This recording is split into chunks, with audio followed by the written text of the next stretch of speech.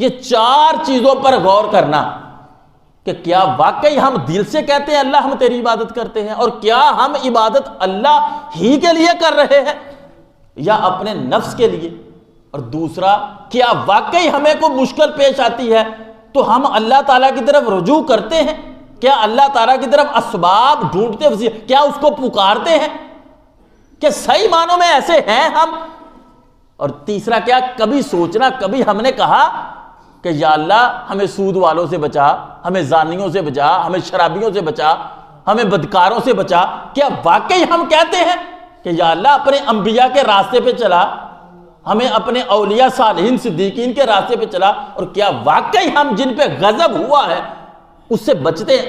بس میری آپ سے یہ درخواست ہوگی کہ سوچئے گا اور سوچنا آپ کو فائدہ دے گا، آپ کے ایمان میں تقویت آئے گی، کیونکہ ایاک نعبد، ہم عبادت کرتے ہیں تیری، اور اگلا جملہ کہا وَإِيَّاكَ نَسْتَعِينُ، اور پھر ہم تجھ ہی سے اپنی حاجات کو طلب کرتے ہیں، مدد طلب کرتے ہیں۔ اور اس کے بعد ہم نے تیسری چیز یہ اللہ تعالیٰ کی بارگاہ میں عرض کی کہ صراط الذین انعمت علیہم، اے اللہ تو ہمیں اپنے نیک برگزیدہ بندوں کا راستہ جو ہے اس پر چلا دے۔ یہ تیسری بات ہم نے اللہ تعالیٰ کی بارگاہ میں عرض کی، اور چوتھی کہ جن پر تیرا غضب ہوا اور جن سے تو ناراض ہوا ان کے راستے پر ہمیں نہ چلانا۔ کتنی چیزیں بیان ہو گئیں؟ 4، کہ ہمیں دعویٰ ہم نے کیا ہے اور تیری بارگاہ میں چونکہ ہم نے اجازت طلب کر لی تیری توصیف و ثنا پاکی بیان کر کے، اب ہم تیری بارگاہ میں آئے تو ہم نے یہ عرض کر لیا کہ ہم تیری عبادت کرتے ہیں، پھر ہم نے کہا ہم تجھ سے مدد مانگتے ہیں، پھر ہم نے کہا کہ اللہ ہمیں اب اچھے نیک لوگوں کے راستے پہ چلا دے، اور چوتھی دعا ہم نے یہ مانگی کہ اے اللہ ہمیں اپنے غیروں کے راستے سے بچا لے جن پر تیرا غضب ہوا۔ اب یہاں بیٹھ کے سوچنا یہ مقصود ہے کہ کیا آیا ہم اللہ تعالیٰ کی عبادت کرتے ہیں؟ ہم نے اس کے قرب ناز میں جا کر جب یہ کہا کہ ہم تیری عبادت کرتے ہیں، تو پہلا سوال یہ پیدا ہوا کہ کیا ہم اپنی عبادت تو نہیں کر رہے؟ وہ جو پتھر کے بت تھے انہیں تو چھوڑ دیا، کیا کہیں ہم اپنی پوجا تو نہیں کر رہے؟ تو یہاں پر ایک سوال پیدا ہو گیا، محاسبہ پیدا ہوا کہ بھئی ہاں غور کرو، کیا یہ تم جو عبادت کر رہے ہو یہ اللہ تعالیٰ کے لیے کر رہے ہو؟ کیونکہ اس پر حدیث پاک آ گئی کہ اللہ تعالیٰ بروز قیامت کچھ لوگ ایسے ہوں گے جو قرآن کے پڑھنے والے قاری ہوں گے لیکن انہیں جہنم میں جانے کا حکم دے دے گا، کچھ خیرات کرنے والے ایسے ہوں گے جنہیں اللہ تعالیٰ جہنم میں جانے کا حکم دے گا، کچھ مجاہد ایسے ہوں گے جنہیں اللہ تعالیٰ جہنم میں جانے کا حکم دے گا۔ اب مجاہد جو ہے وہ تو اپنی جان تک اللہ تعالیٰ کے راستے میں قربان کر گیا، اب وہ جہنم میں کیسے پہنچا؟ پھر اللہ تعالیٰ کا یہ بار بار قرآن پاک میں حکم ہے کہ تم میرے راستے میں مال خرچ کرو، اب وہ مال خرچ کرنے والا جہنم میں کیسے پہنچا؟ پھر قرآن کی تو کیا بات ہے، جہنم میں کیسے پہنچا؟ تو پھر جب غور کیا تو یہ کام اصل میں اللہ تعالیٰ کے لیے تھے ہی نہیں، یہ کس لیے تھے؟ یہ دکھاوے کے لیے تھے، ریا کے لیے تھے، اپنا آپ اور اپنا نام چمکانے کے لیے تھے۔ اور یہاں پر یہ بات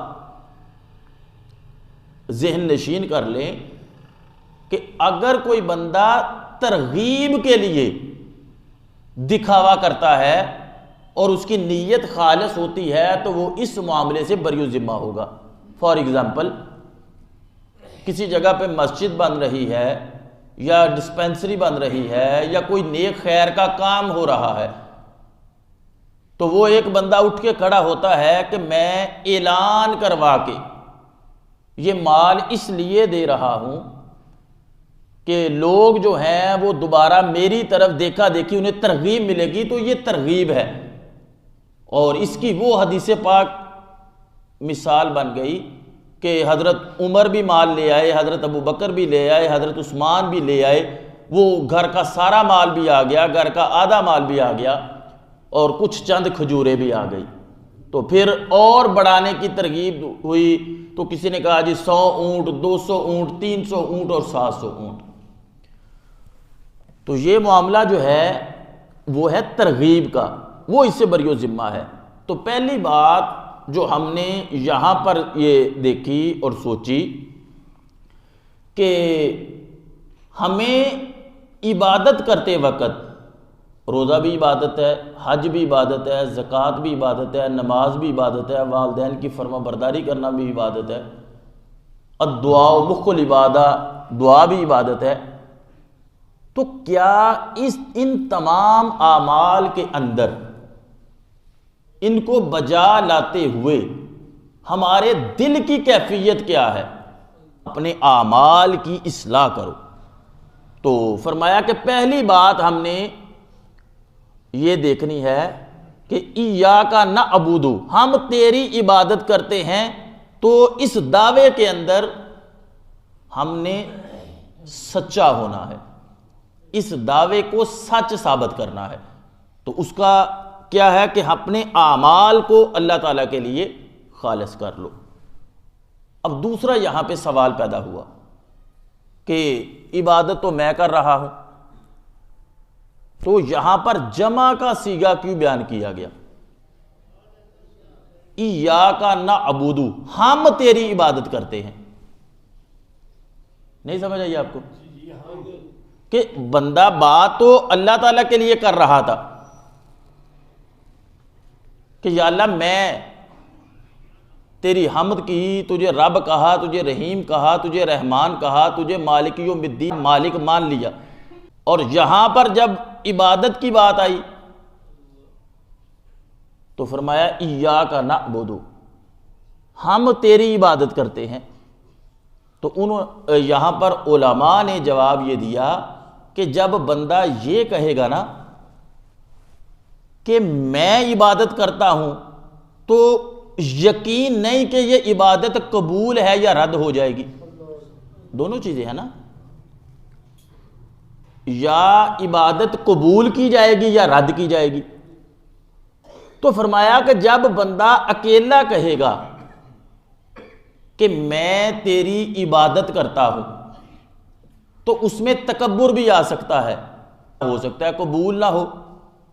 اور جب بندہ یہ کہے گا کہ ہم تیری عبادت کرتے ہیں، تو اس میں سارے آ جائیں گے، بعض کی قبول ہوگی، بعض کی نہیں قبول ہوگی۔ تو اب ہر بندے کی عبادت کا معاملہ ایک جیسا نہیں ہوتا۔ امام بخاری رحمۃ اللہ علیہ نماز پڑھ رہے ہیں تو کوئی چیز انہیں بار بار ڈنک مار رہی تھی۔ امام بخاری نماز سے فارغ ہوئے تو اپنے شاگردوں سے یا کسی سے کہا کہ بیٹے دیکھنا کوئی چیز مجھے تکلیف دے رہی ہے۔ جب ان کے قمیص کو اتارا گیا تو بھیڑ نے 17 جگہ پہ ڈنک مارا تھا، لیکن وہ چونکہ اللہ تعالیٰ کی عبادت میں اس قدر محویت کے ساتھ عبادت کر رہے تھے کہ انہیں یہ ذرا سی تکلیف ہوئی، حالانکہ 17 ڈنک بھیڑ نے مارے تھے۔ امام اعظم امام ابو حنیفہ رحمۃ اللہ علیہ یہ نماز پڑھ رہے ہیں تو چھت سے سانپ نیچے گرا، لوگوں کو بھگدڑ مچ گئی، لوگ بھاگ گئے، آپ نماز پڑھ رہے ہیں۔ جب سلام پھیرا تو کہا کدھر گئے سب لوگ؟ کہا حضرت سانپ گرا تھا۔ آپ نے فرمایا اچھا مجھے تو پتہ ہی نہیں چلا۔ یعنی بعض بندے ایسے ہوتے ہیں ان کی عبادت کا معیار یہ بن جاتا ہے کہ وہ جب رب کی بارگاہ میں ہوتے ہیں تو پھر رب کی محبت میں گم ہو جاتے ہیں۔ اور ایک صحابی رسول تھے، کسی مرض کی وجہ سے ان کے عضو کو کاٹنا پڑ گیا۔ اب کاٹتے تھے تو درد ہوتا تھا، بشری تقاضا ہے نا، جسم کو ایذا پہنچے گی تو تکلیف ہوگی۔ تو انہوں نے کہا یار ابھی رک جاؤ، مجھے نماز پڑھنے دو۔ جب انہوں نے نماز کی نیت کی تو ان کے جسم کا عضو کاٹ دیا گیا اور انہیں خبر بھی نہیں ہوئی۔ پھر وہ حدیث پاک تو بڑی معروف ہے جو میں اور آپ بیان بھی کرتے ہیں اور سن بھی رکھی ہے، اور وہ کون سی حدیث پاک کہ ایک صحابی رسول کو تیر لگ گیا۔ اب جب تیر لگا تو نکالتے تھے تو تکلیف ہوتی تھی، کسی نے کہا کہ ان کو درخت کے ساتھ باندھ دو اور پھر اس تیر کو نکالو تو اس طرح بچت ہو جائے گی۔ اور بعض نے کہا کہ گرم کر کے مختلف مشورے آنے لگے، تو انہوں نے کہا یار یہ سارے مشوروں کو چھوڑو، مجھے تم نماز پڑھنے دو، میں نماز پڑھوں گا، نماز کے دوران تم میرا تیر نکال لینا۔ اور پھر انہیں خبر تب ہوئی جب نماز کے بعد دیکھا خون گرا ہوا تھا، تو تیر نکلنے کے بعد وہ جسم سے خون نکلا تھا۔ یعنی مقصد بات کرنے کا یہ ہے کہ جب بندہ عبادت، بلکہ قرآن اس پہ شاہد ہے، یہ تو اللہ تعالیٰ کا معاملہ ہے نا۔ مصر کی عورتوں نے حضرت یوسف علیہ السلام کو دیکھ لیا تھا، تو قرآن کیا پکارا کہ کاٹنے پھل تھے اور کاٹ انگلیاں لی، اور انہیں خبر بھی نہ ہوا۔ یہ تو حسن یوسف کا کرشمہ ہے کہ بشر کو دیکھے تو اس کے حسن میں گم ہو کے اپنے ہاتھ کاٹ لے تو خبر نہیں رہتی۔ تو جو محبوب فرماتے ہیں جب بندہ مومن نماز پڑھتا ہے تو وہ ایسے ہے جیسے اپنے رب کا دیدار کر رہا ہوتا ہے۔ تو اسی لیے فرمایا کہ نماز مومن کی معراج ہے۔ تو فرمایا کہ جب تم عبادت کرو، بلکہ شیخ محی الدین درویش رحمت اللہ علیہ نے ایک بڑی خوبصورت بات کی ہے۔ وہ فرماتے ہیں کہ جب بے واحد ہو، پورے ڈھیر کا سودا لگے، تو یا پورے سودے کو قبول کیا جاتا ہے یا پورے سودے کو رد کیا جاتا ہے۔ میں تھوڑا سا آسان کرتا ہوں۔ ہم چلے گئے فروٹ منڈی، ہم نے انہیں کہا کہ ہمیں یہ پیٹی دے دو،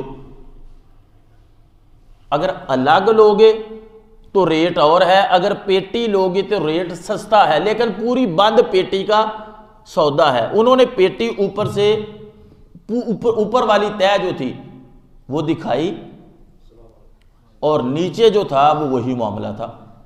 وہ جب گھر لے کے آئے تو 2-4 سیب کچے یا گلے ہوئے نکل آئے۔ تو اب ہم جب واپس جائیں گے یا پوری پیٹی واپس کریں گے یا پوری پیٹی رکھیں گے؟ ایسے نہیں ہوگا کہ اسے نکال کے کہے کہ 2 سیب واپس کر لو، 2 نئے ڈال دو، کیونکہ سودا جو تھا، بے جو تھی وہ بے واحد تھی۔ شیخ محی الدین فرماتے ہیں کہ جب اللہ نے سودا پوری اللہ ساروں کو قبول کرے گا یا اللہ ساروں کو رد کرے گا؟ تو فرمایا یہ اس کی شان نہیں کہ وہ ساروں کو رد کرے، اس نے وعدہ فرمایا ہے کہ وہ قبول کرے گا۔ اور ان کی کیسے رد کر سکتا ہے؟ جن کے بدن سے تیر نکل جائے وہ رب کی محبت میں گم ہو، جن کا عضو کاٹ دیا جائے وہ رب کے حسن میں گم ہو، جن کے بدن سے جان نکل جائے پھر بھی وہ رب کے عشق میں مست ہوں، اور ان کی کیسے رد کرے گا جو قبر میں بھی پہنچ جائے قلب ان کا پھر بھی اللہ کا ذکر کر رہا ہو۔ تو فرمایا یہ تو اللہ تعالیٰ کی رحمت سے بعید ہے. تو اب جب اللہ تعالیٰ نے بیع عہد کی ہے تو اس میں ہم جیسے نکمے ہیں وہ بھی اچھوں کے صدقے ساتھ ہی قبول ہو جائیں گے. تو فرمایا اس لیے